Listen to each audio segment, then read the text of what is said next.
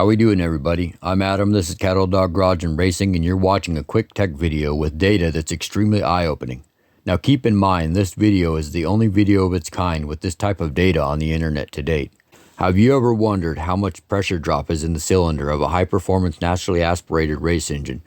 Or how many PSIG you can pack in the cylinder of a naturally aspirated race engine with inertial column supercharging before the intake valve closes? Or maybe how many PSIG you can produce in the intake tract via help from the scavenging cycle with the exhaust aiding in the total dynamic inertial potential of the induction process, along with the induction system cylinder ramming or compressing potential, along with many other things. So stick around and you're about to find out. Also, don't forget to like and subscribe. Now let's get into it. This is what is going on in a naturally aspirated V8 racing engine that is producing well over 100% volumetric efficiency with near optimal valve event timing and a well-spec'd and tuned intake and exhaust. This graph and knowledge is also something you will absolutely not see in any other camshaft or engine performance videos online. You won't get this specific information anywhere else online for that matter. This chart and conglomeration of knowledge being exposed to the internet in this video is exclusive to CattledogGarage&Racing. Now, I highly recommend you listen to what I'm about to say and study this chart. If you have any questions about this chart at all, just ask and I will answer. This chart gives a good visual representation and represents the pressure events, pressure differentials, and refractive pulse waveforms within a well-spec'd and tuned race engine relative to optimal valve event timing. It shows the refractive pulse waveforms going back and forth in the intake and exhaust at positive and negative pressures while hitting the backside of the intake and exhaust valve. And it also displays the pressure differentials and shows that when optimally timed, these refractive pulse waveforms contribute to what is known as inertial ramming effect and also contributes to inertial column supercharging, which produces higher than atmospheric pressure in the cylinder upon intake valve close position. These pressure pulses are displayed in relation to the timing of the intake valve opening position, overlap, exhaust valve close position, intake valve close position, and the exhaust valve opening position. At the top of the chart, you will notice it lists the valve events from left to right as IC for intake close,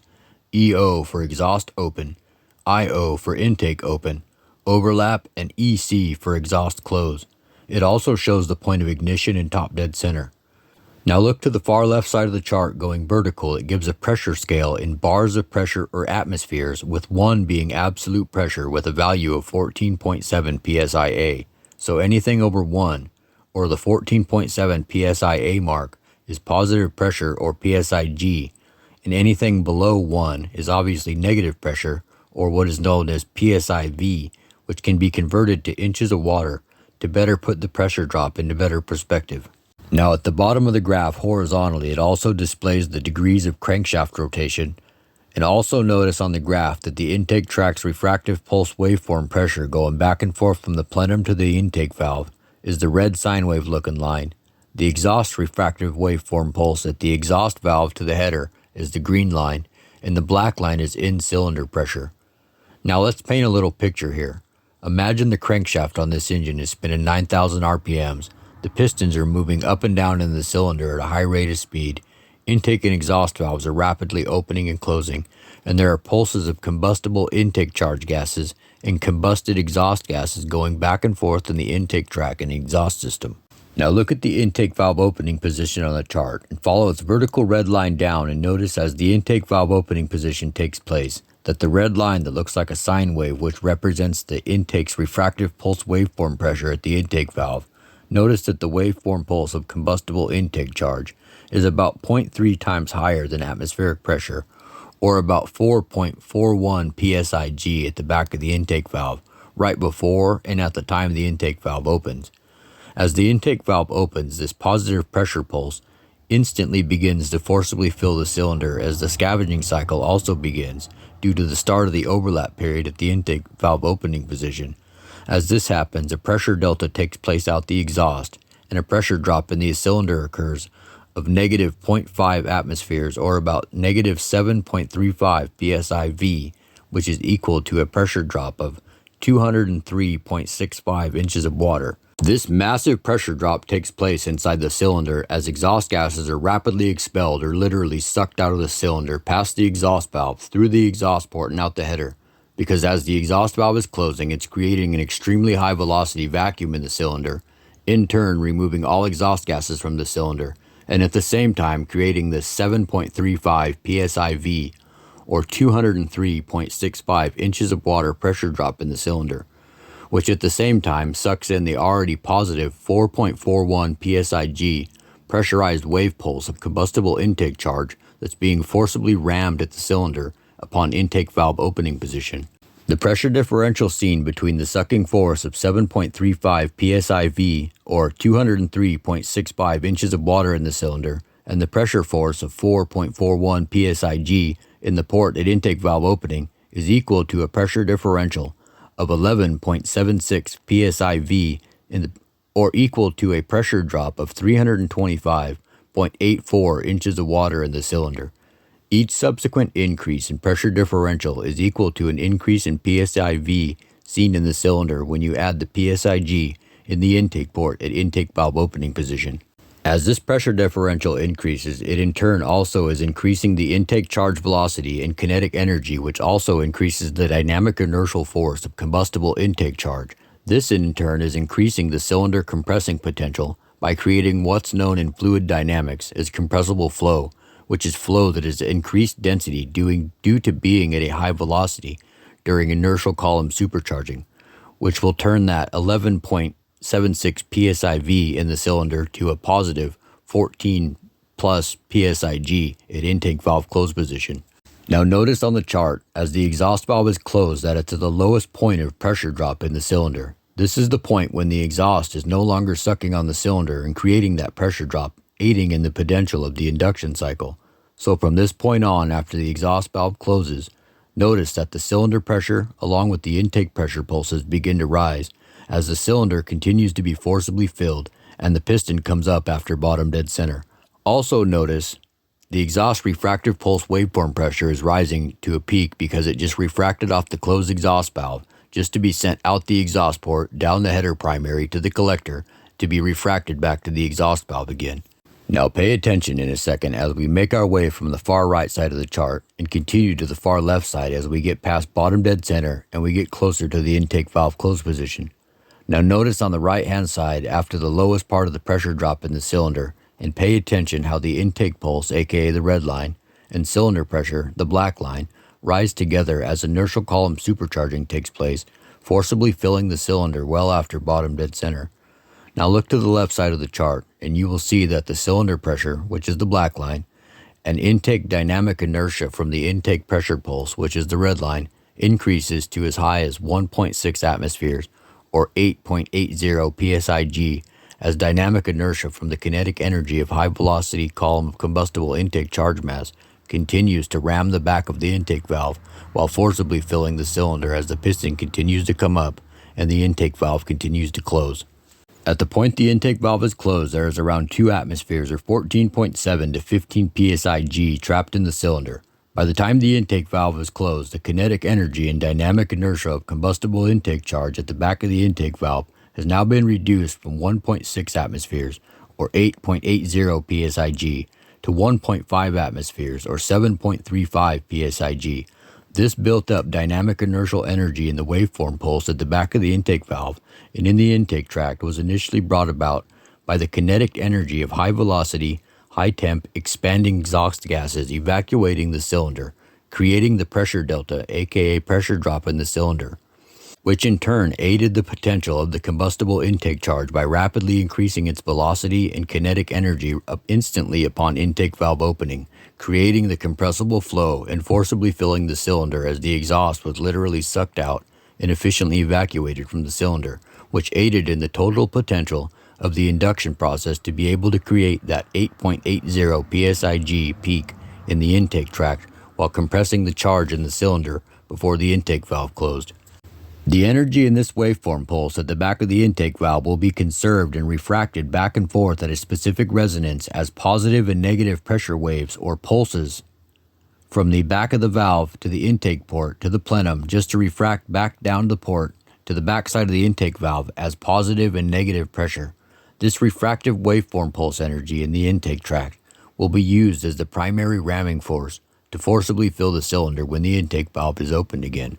but only if the intake's refractive pulse pressure wave is ideally timed to be at a positive pressure pulse at the back of the intake valve when the intake valve opens and overlap takes place, as seen in the case with the waveform pulse and the ideal timing of the peak waveform pulse pressure of 4.41 PSIG at the intake valve when it opens. You do not want to have that waveform pulse at a negative pressure pulse when the intake valve opens. If that happens, you will end up with high RPM reversion, the engine will have port recovery issues, it will massively decrease the volumetric efficiency of the engine, it will destroy torque and horsepower production within the target RPM operating range of maximum power production, the engine won't rev fast, the engine's ability to recover RPMs upon shift will suffer. Basically, if the waveform pulses aren't tuned just right, the engine will simply be a lazy turd under load and acceleration and will not win races. Now notice on the chart, after the primary inertial ram at intake valve close where it says primary ramming, after the pressure peak of 7.35 PSIG upon intake close, the waveform pulse has refracted away and goes to a negative pressure of 5.88 PSIV, or 162.92 inches of water sucking at the back of the intake valve, because after the intake valve closes, the dynamic inertia from the kinetic energy in the intake waveform pulse refracts back off the closed intake valve and goes back up the port into the plenum just to be refracted and pulsed right back down the port to the intake valve at a positive pressure. This waveform pulse goes back and forth until the intake valve opens again. Notice I said the pressure drop at the back of the intake valve when the waveform pulse refracted went from a positive pressure of 7.35 PSIG at the intake valve closing point, but when it pulsed backwards and went to the plenum, the pressure at the intake valve dropped to 5.88 PSIV, or 162.92 inches of water sucking at the back of the intake valve. Instead of being at a positive pressure, you absolutely do not want to open the intake valve at a low point in the waveform pulse like this, because it will cause problems like I had just said and creates the situation where the engine's an underperforming, slow revving turd. Now the next thing to happen on the chart is ignition takes place about 28 to 30 degrees before the piston is at top dead center. Then in the power stroke, isentropic expansion takes place, cylinder pressure rises dramatically and the piston is rapidly forced down the bore. As the piston makes its way down the bore, before it gets to bottom dead center, the exhaust valve opens. Now notice when the exhaust valve opens that the waveform pulse at the back of the exhaust valve is at a low point, which is ideal because you don't want a positive pressure pulse at the back of the exhaust valve when it opens. That will hurt volumetric efficiency and power production. In this case, the exhaust valve opens when the waveform pulse is a hair just below atmospheric pressure. This would have been better if the waveform pulse at the back of the exhaust valve was at a lower pressure, but it's still good because this aids in cylinder evacuation during the exhaust blowdown process at the exhaust valve opening position and helps reduce pumping losses. Now notice after the exhaust valve opens that the pressure wave at the valve spikes up past 2 atmospheres. This is because the rapidly expanding high pressure combusted exhaust gases in the cylinder are being forced out of the exhaust past the exhaust valve and out the header. At the exhaust valve opening position, the cylinder begins to rapidly expand high pressure, high temperature exhaust gases, so to maintain a header pressure of anything less than 30 psi during the cylinder blowdown period is considered acceptable, and in the case of this engine there was only a peak of about 18 psi in the header during cylinder blowdown. Believe it or not, this is still creating a low pressure area for the high velocity, high pressure, high temperature exhaust gases to rapidly expand and evacuate the cylinder, which is represented by the black line, aka cylinder pressure, rapidly dropping in correlation with the green line, which is the exhaust pressure. And with that, you will see that the cycle starts all over again with the intake valve opening position, with positive pressure at the back of the intake valve from the conserved dynamic inertial energy in the waveform pulse of combustible intake charge. This energy was conserved from the high velocity combustible gases forcibly filling the cylinder right up until the intake valve close point, then refracted back and forth in the intake tract until the intake valve opened again. Now before we finish this chart up, I'm going to talk about a phenomenon that some have proposed may take place under the right conditions during the exhaust valve opening position and the exhaust valve close position. On the other hand, many top professionals and some physicists say it's more than likely impossible. Even some of the very top professionals like Darren Morgan, I believe, are still unsure of the empirical existence of the specific phenomenon I'm about to speak of. Now, I'm not taking anything away from Darren because he's top notch. I just used him to display how rare this specific phenomenon is. I've also not had the chance to personally ask DV his stance on the existence of this phenomenon. Any rate, what I'm speaking of is supersonic flow. There is currently no known record or visual proof that supersonic flow exists or can form within the convergent and divergent regions in an internal combustion engine, let alone shoot a shockwave out the exhaust. Supersonic flow in the convergent and divergent regions in the exhaust may potentially occur immediately upon exhaust valve opening, and may even continue to occur during the scavenging process as the exhaust valve closes and the intake valve begins to open near top dead center. This supersonic flow phenomenon would be aided with a tight quench at top dead center. Now, what I'm about to say may shock you, but as I said in the beginning of the video, I'm going to be showing proof that a specific phenomenon actually does exist, and that specific phenomenon is going to be supersonic flow. I'm going to be showing what supersonic flow looks like because I actually do have my own personal video proof that supersonic flow absolutely does exist, but it can only occur if the convergent and divergent regions within the engine are optimally calculated and correctly modified to be able to be influenced to do so in relation to a multitude of critical influential factors. Just a few of the factors focused on are optimally calculated and modified pressure recovery dynamics of the convergent and divergent regions within the cylinder head, intake tract, and exhaust. The whole exhaust system must be correctly designed from the combustion chamber to the exit tip of the exhaust pipe. The exhaust system must be free-flowing, and the number one most critical aspect of supersonic flow is every single one of the valve events must be optimal to be able to produce supersonic flow immediately upon exhaust valve opening, then continue through the scavenging cycle at the exhaust valve close position. Without optimal placement of the intake valve opening position, overlap placement, certain amount of overlap, optimal overlap triangle symmetry or asymmetry, exhaust valve closing position, and intake valve closing position. Without these valve events being optimal, supersonic flow will not occur upon the exhaust valve opening position through to the exhaust valve close position. And that's all the more I'm going to say about that for right now, other than supersonic flow absolutely does exist. I was personally able to achieve supersonic flow out of the exhaust of my relatively low 10.2 to 1 compression 383 small block Chevy I built back in 2021. The 383 has a fairly heavily ported and modified Dart Iron Eagle cylinder heads attached to a ported and modified Edelbrock Performer RPM intake. This engine breathes through a custom free-flowing exhaust that I personally designed and fabricated myself. The 383 that produced this supersonic phenomenon, surprisingly, is the engine in this big old dually we're in right now. Mind you, the 383 makes under 500 horsepower, with the emphasis being on max torque production, with strong power off idle and as much horsepower as I could squeeze out of the parts I had without messing with the RPM for torque production, all the while still producing a lot more torque than horsepower. So this engine is by no means a race engine, but this engine still made this damn near 6,000 pound dually with a 4-speed SM465 that shifts like a dump truck, run a 1328 at 104 miles an hour in the quarter mile. This engine has raw power off idle, but really comes alive from around 3,000 RPM up to peak torque at around 3,800 RPMs, then continues to carry torque. Once you get past peak torque, it starts making more horsepower. Then you can feel it start pulling harder as if there was a 25 to 30 horsepower Sneaky Pete shot of nitrous or a few pounds of boost from around 5,000 to 6,000 RPMs due to the supercharging effect brought about by the optimally calculated and modified pressure recovery dynamics of the convergent and divergent regions within the engine, which are being influenced to produce the supersonic flow phenomenon via the complex gas dynamics produced via the dynamics of optimal valve event timing at full throttle.